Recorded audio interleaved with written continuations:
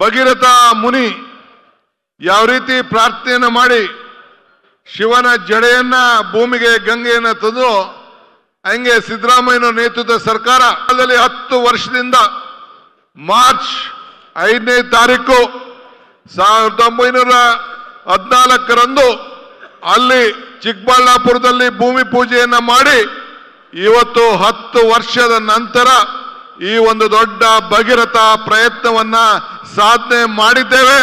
ನುಡಿದಂತೆ ನಡೆದಿದ್ದೇವೆ ಅನ್ನೋದಕ್ಕೆ ಈ ಒಂದು ಮಹತ್ವವಾದಂತಹ ಯೋಜನೆ ಸಾಕ್ಷಿ. ನಿಮ್ಮ ಕಣ್ಣುಗಳ ಸಾಕ್ಷಿ, ನಿಮ್ಮ ಮಾಧ್ಯಮಗಳ ಸಾಕ್ಷಿ. ನನಗೆ ಇವತ್ತು ಬಹಳ ಸಂತೋಷ ಆಗ್ತದೆ. 10 ವರ್ಷ ತಪಸ್ಸನ್ನು ಮಾಡಿ 10 ಟೀಕೆಗಳು 100 ಟೀಕೆಗಳನ್ನು ಎದುರಿಸಿ ಟೀಕೆಗಳು ಸಾಯ್ತವೆ, ಕೆಲಸಗಳು ಉಳಿತವೆ ಅನ್ನೋದಕ್ಕೆ ಇವತ್ತು ಸಾಕ್ಷಿಯಾಗಿ ನಿಂತ್ಕೊಂಡಿದೆ. ಪಶ್ಚಿಮ ಘಟ್ಟದಿಂದ ಪೂರ್ವಕ್ಕೆ ಅದರಲ್ಲೂ ಕೂಡ ಘಟ್ಟದ ಮೇಲಿನಿಂದ ನೀರನ್ನು ಹರಿಸುವುದು ಅಷ್ಟು ಸುಲಭವಾದಂತಹ ಕೆಲಸ ಅಲ್ಲ.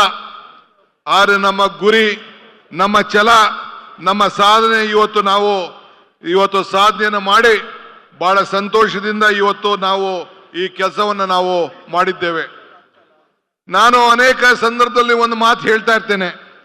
ನಾನು ಪುರಂದರದಾಸನ ಮಾತನ್ನು ಅನೇಕ ಸಂದರ್ಭದಲ್ಲಿ ಹೇಳಿದ್ದೇನೆ. ಪುರಂದರದಾಸು ಒಂದ್ ಕಡೆ ಒಂದು ಮಾತು ಹೇಳ್ತಾರೆ, ಇದು ಭಾಗ್ಯ ಇದು ಭಾಗ್ಯ ಇದು ಭಾಗ್ಯವಯ್ಯ ಪದುಬನಾಜ್ಬರ ಪಾದ ಭಜನೆ ಪರಮ ಸುಖವಯ್ಯ ಅಂತ ಹೇಳಿದೆ. ಹಂಗೆ ನನಗೆ ಮುಖ್ಯಮಂತ್ರಿಗಳು ಹಿಂದೆ ನನಗೆ ಪವರ್ ಮಿನಿಸ್ಟರ್ ಕೊಟ್ಟಿದ್ರು. ಪವರ್ ಮಿನಿಸ್ಟರ್ ಆಗಿದ್ದಾಗ ಅನೇಕ ಇಲ್ಲಿ ಪವರ್ ಡಿಸ್ಟ್ರಿಬ್ಯೂಟರ್ಸ್ ಅವರೆಲ್ಲ ಸೇರಿ ಇಲ್ಲೊಂದು 8 ಜನ ಇದ್ದಾರೆ.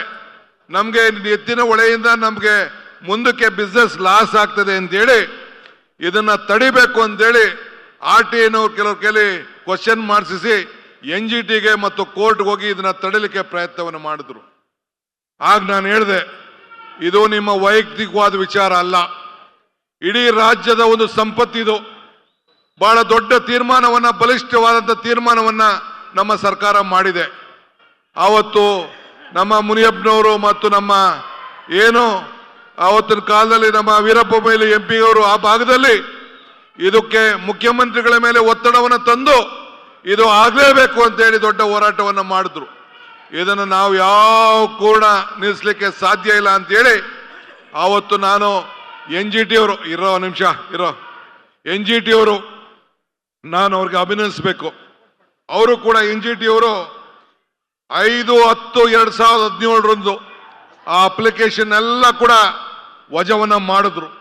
ವಜಾವನ್ನ ಮಾಡಿ ಯಾವ ಕಾರಣಕ್ಕೂ ಕೂಡ ಇದನ್ನು ನಿಲ್ಲಕ್ಕೆ ಆಗುದಿಲ್ಲ, ಈ ಕುಡಿಯೋ ನೀರಿಗೋಸ್ಕರ ನಿಮ್ಮ ವೈಯಕ್ತಿಕವಾದ ವಿಚಾರಕ್ಕೆ ನಾವು ನಿಲ್ಲಿಸ್ಲಿಕ್ಕೆ ಸಾಧ್ಯ ಇಲ್ಲ ಅಂತೇಳಿ ವಜಾವನ್ನ ಮಾಡಿ ನಮ್ಮ ಕೆಲಸಗಳನ್ನು ನಾವೆಲ್ಲ ಮುಂದುವರಿಸ್ತೋ.